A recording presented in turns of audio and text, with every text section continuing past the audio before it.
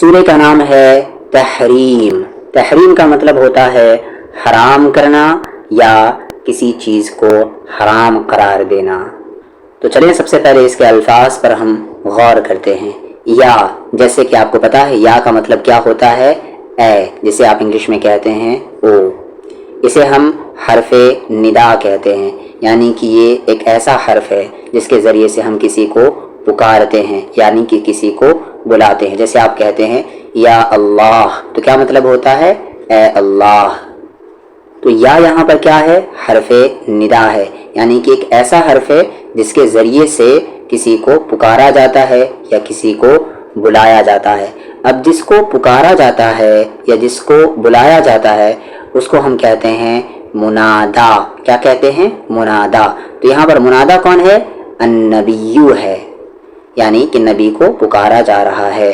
یا ایھا النبیو، یعنی کہ اے نبی صلی اللہ علیہ وسلم. اب یہاں پر ایھا کیوں آیا؟ اس کو آپ کو بتایا گیا ہے عربی کورس میں کہ جب منادا پر الف لام داخل ہوتا ہے. کیا آپ کو یہ پتا چل گیا کہ یہ منادا ہے؟ جب منادا پر الف لام داخل ہوتا ہے تو مذکر کے لیے کیا آتا ہے؟ ایھا، یعنی کہ یہ ہے آپ کا یا حرف ندا اور یہ النبی کیا ہے؟ منادا. اور جب منادا پر الف لام داخل ہو تو اس کے بیچ میں کیا آئے گا؟ ایھا. مذکر کے لیے آئے گا ایھا، اور مؤنث ہوگا اگر منادا، یعنی کہ اگر یہ منادا مؤنث رہا تو ایتھا آئے گا. جیسے یا ایتھا النفس المطمئنہ، جو وہ فیمس اگزامپل ہے.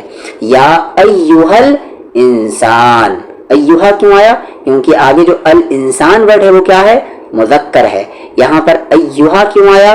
ایتھا کیوں نہیں آیا؟ کیونکہ آگے یہاں پر یہ النبی کیا ہے؟ مذکر ورڈ ہے. تو یا ایھا النبی، اے نبی صلی اللہ علیہ وسلم. لما کا مطلب ہوتا ہے کیوں. یہ ایک کوشچن ورڈ ہے. لما، کیوں. لام حرف جر یہ لی اور ما، ان دونوں کو مرج کر کے بنایا گیا لما. یہ جو الف ہے یہ الف گر جاتا ہے اور بچتا ہے لما، یعنی کہ کیوں.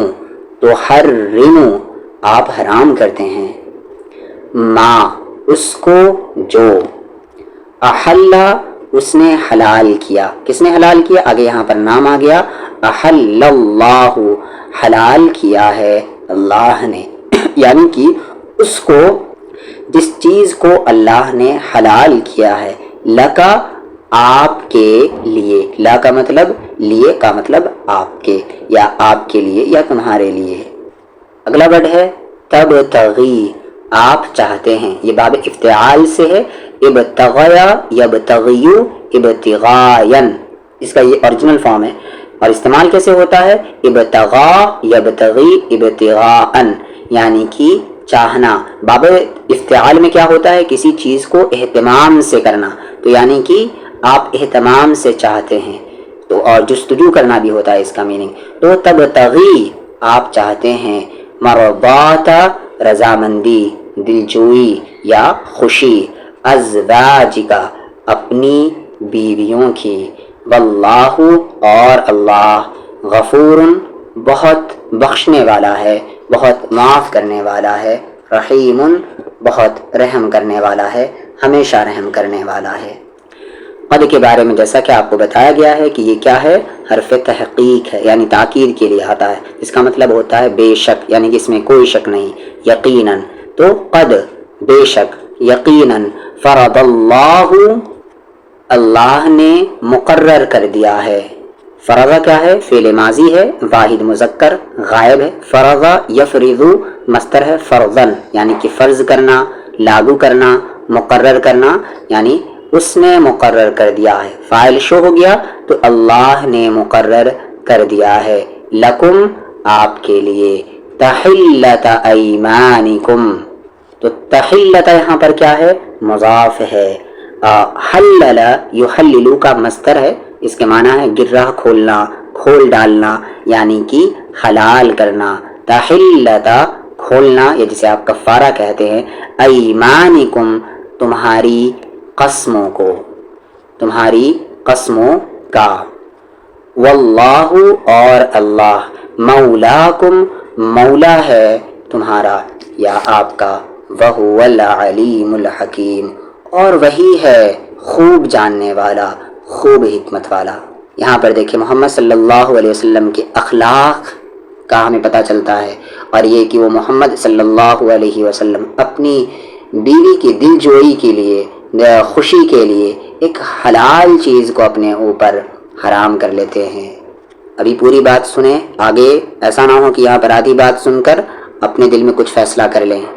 تو بات پہلے پوری سننی ہے، اس کے بعد کچھ اپنے دل میں سوچنا ہے یا آگے کسی کو ڈلیور کرنا ہے۔